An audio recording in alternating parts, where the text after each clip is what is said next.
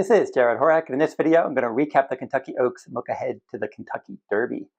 Now they just ran the Kentucky Oaks and it was Thorpedo Anna, number 5, at a little less than 9-2 odds, all over the pace and winning nicely by 4 lengths for Kenny McPeak and Brian Hernandez Jr. Paid $10.98. This is a daughter of Fast Anna, and she was fast today. She's one that I thought that she was going to stalk the pace, but they got aggressive. She was skipping over that wet track. She really liked the footing. This was her first start on a wet track, and she handled it easily. She's been excellent this year in a pair of starts. Now, you had Fiona's Magic all over the pace, and we were expecting that. She was a long shot, and she figured to be up there and show some speed. But Thorpedo Anna had inside position on her, and going around the first turn, she was able to get a short lead.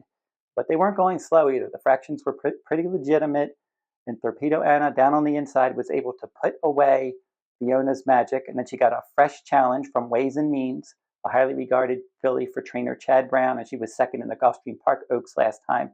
And she made a run at Thorpedo Anna, but she couldn't go with her, and she started to weaken in the lane. And then you had Just FYI, your 2-year-old filly champion for trainer Bill Mott. She was stalking outside, and then she made a run at Thorpedo Anna, but she couldn't get close to her either. And like I said, she was able to win by 4 lengths over Just FYI, with a longer Chad Brown trainee, Regulatory Risk, a longer shot, out finishing Ways and Means for third. So that's the way the Kentucky Oaks went today. Not a huge surprise. Thorpedo Anna is a horse that I've always liked. I didn't have her as my top choice today. But last year when I started my fabulous 5 fillies for the Kentucky Oaks, that list that I do every year, and during the 2-year-old season, I had Thorpedo Anna as part of the list, and into early this year as well. But then she was just inactive. She hadn't run, and she only had 1 start prior to the Oaks, and that was in the Fantasy Stakes. And she was impressive there from the outside post, stalking and winning nicely. And after she won that race, I put her back on my list because she was pointing to the Oaks again, and she looked really good today. She, like I said, she handled that footing, but I don't think the footing moved her up. She was sharp, one fast dirt before that. She's an excellent filly with good early pressing speed. She's run well in all of her starts, and she's definitely one to look for as the year progresses. Just FYI, she ran a nice race, and it was only her 2nd start this year. Earlier, she was supposed to start in the Devona Dale Stakes in March, but she got sick, had a fever, and they had to run her in the Ashland Stakes on April 5th, and she was able to finish 2nd there, so she only had that 1 prep coming into this, just like Thorpedo Anna, and she ran a quality race. A Regulatory Risk outran her odds. Ways and Means is a horse with a lot of talent. She just has distance limitations. And now we'll talk about the running styles that we saw today to see if speed held or if there was any bias today. Now, race 1 was run at 6.5 furlongs, and a dueling front runner won that race. And the track was wet today. There was a little period where it wasn't raining, but then the rain started again. Tomorrow's forecast does look better. It looks like 82 degrees, cloudy skies, 20% chance of precipitation, and the Churchill track does dry out fast. We'll have to see how all that plays out. So going back to how the track was playing today, like I said, 6.5 furlongs on dirt in the first race. The dueling front runner won that one. The second race, 1 mile and a 16th on dirt, a closer won that one. 1 mile on dirt in the third race, and we had another dueling front runner win. The fourth race was originally scheduled for turf, run at 1 mile and an 1/8 on the main track, and a closer took that race. In the 5th race, 1 mile and a 16th, we saw a presser win that one.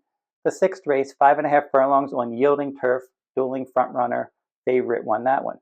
In the 7th race, 1 mile and a 16th, we saw a stalker. And then in the 8th race, 1 mile and an 1/8 on the turf, a stalker again. The 9th race, 7 furlongs on the main track, and we saw a stalking type win that one.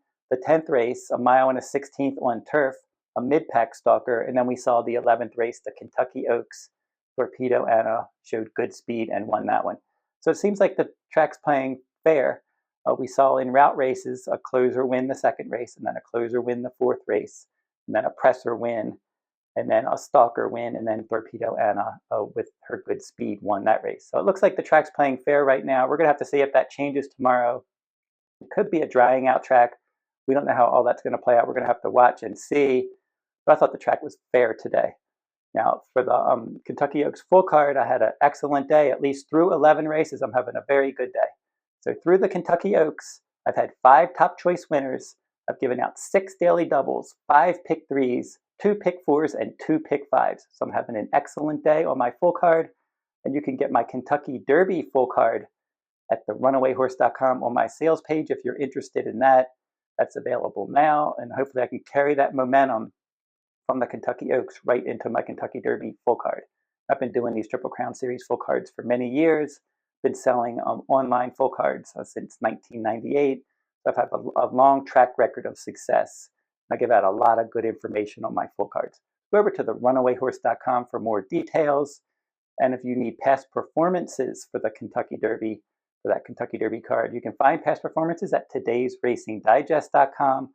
And they also have their annual Kentucky Derby Day Digest edition with past performances, analysis, pace and speed ratings, performance ratings, jockey trainer stats, much more information. So go over to todaysracingdigest.com if you're interested in that product, or if you're interested in past performances. And you can also buy my full cards there. And that'll wrap up my look at the Kentucky Oaks Day. And I hope everybody had a good day today. Maybe you made some money, and then hopefully tomorrow, Kentucky Derby Day. Good luck in the Kentucky Derby. You can watch all of my Kentucky Derby videos on my YouTube channel. I did a ton of videos this year. I'm going to be back after the Kentucky Derby, and I'm going to recap that race, and then we're going to look forward to the Preakness Stakes after that. And until I see you next time, good luck at the races.